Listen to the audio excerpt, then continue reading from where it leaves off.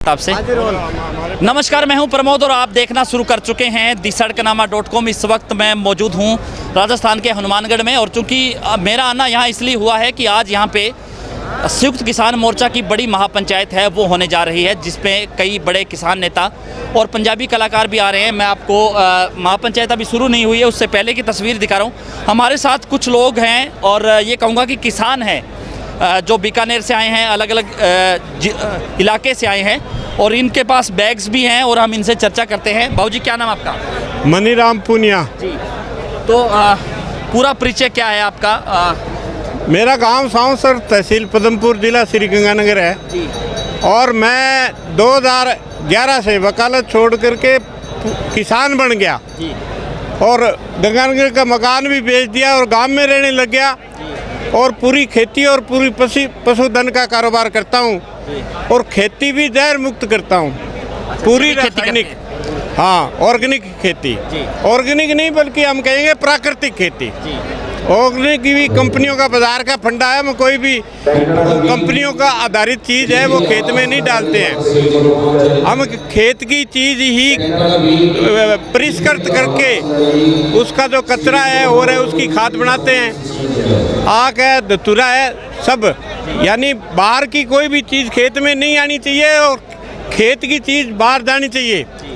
ये बैलेंस बनेगा, ये हमारी दिशा है और हम अन्नदाता है और इस रासायनिक खेती ने सबको जहरदाता बना दिया। जी। रोग लगातार बढ़ रहे हैं, जैसे कैंसर। रोग का बढ़ने का कारण बहुत बड़ा जो भोजन है वो जहरीला हो चुका है जी।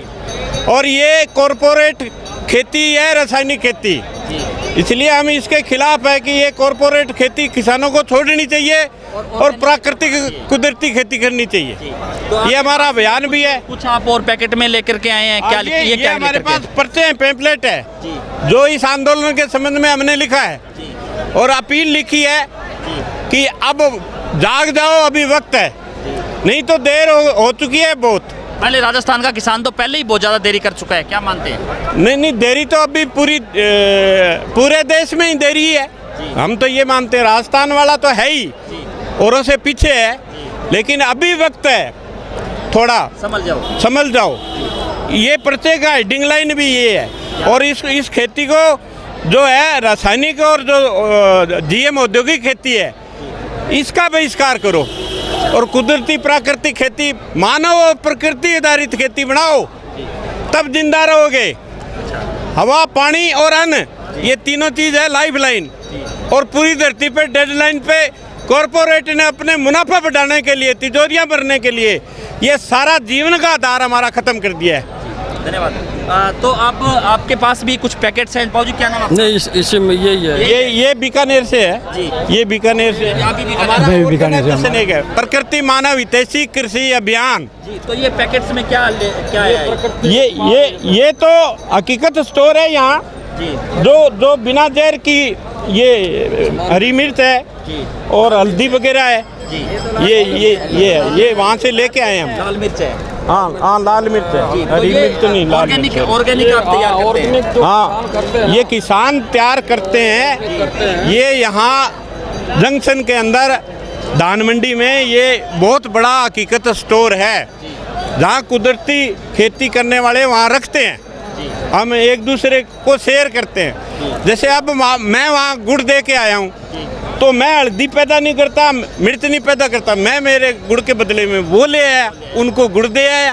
तो आप चाहते हो भी पूरे देश का जो किसान है इसी तरह से आपसे में आदान प्रदान भी करे, बिल्कुल कोऑपरेटिव आधार पर और प्राकृतिक खेती करे, बिल्कुल प्राकृतिक खेती करे, तभी बचेगा। हमारा ये मानना है। तो इन अध्यादेशों पे आपका क्या कहना है? क्या अध्यादेशों पे क्या कहना है? ये जो तीनों कानून है ना, वो पूरे के पूरे किसान, मजदूर, व्यापारी, आम जन के खिलाफ है। ना किसानों ने मांग की कि ऐसा कानून बनना चाहिए, उनके भले के लिए है। हम कहते हैं छोड़ो, हमें ऐसा भला नहीं चाहिए। फिर किसानों के भले के लिए नहीं है, ये तो बनाया किसी के तो भले के लिए है ना। ये जबरदस्ती करोड़पति करने की बात चल रही है। नहीं, कोई करोड़पति नहीं बनेगा। जो करोड़पति है वो खरबपति अरबपति बनेंगे। वो बड़ी मछलियाँ छोटी मछलियों को खाती जा रही है, उनकी भी संख्या कम होती जा रही है।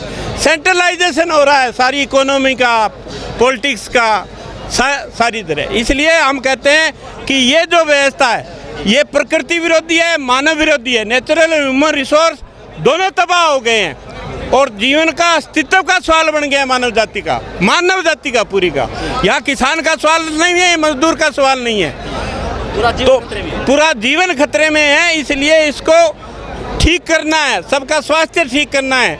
हवा, पानी, अन्न तीनों को जहर मुक्त करो। किसान अन्नदाता का स्थान हासिल करे। रासायनिक खेती ने इसे जहरदाता बना दिया है पूरा का पूरा, और ये लूट की व्यवस्था पे ही आधारित है। हम ये कह रहे हैं कि साइंस और तकनीक का तो उपयोग करो, पुराना मेथड तो वापस नहीं आएगा, लेकिन जैविक खेती करने के लिए नीतियाँ बड़े, जैसे रासायनिक की खेती की एक नीति बनी पूरी दुनिया में जिसको हरित क्रांति कहा गया है।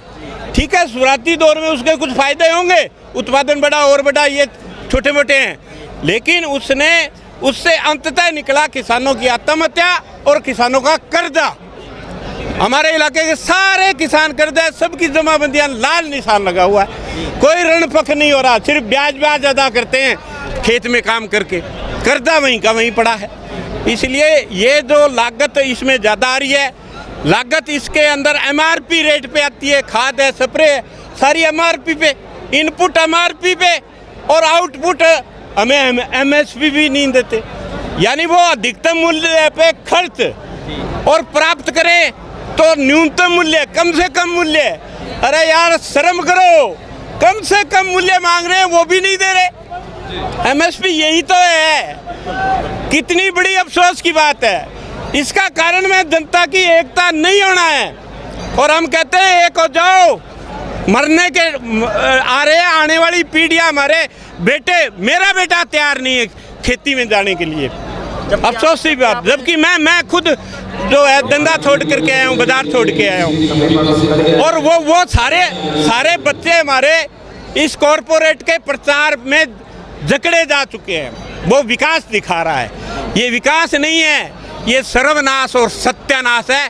मानव जाति और देव जगत का आदि प्रलय इनके विकास से पूरी धरती पे हो चुकी है। कितने जीव जंतु खत्म हो चुके हैं। धन्यवाद। तो ये आपने सुना, प्रगतिशील किसान हमारे साथ जुड़े थे जिन्होंने पूरी सच्चाई है वो बता डाली है। ऑर्गेनिक खेती की जरूरत अब पड़ेगी किसानों के लिए, प्राकृतिक खेती की अब जरूरत है वो किसानों के लिए पड़ेगी। तो लगातार हमारे साथ बने रहिए। इस वीडियो को आप ज़्यादा से ज़्यादा शेयर जरूर कर दीजिए ताकि तमाम किसानों तक ये जानकारी पहुँचे। बहुत बहुत शुक्रिया।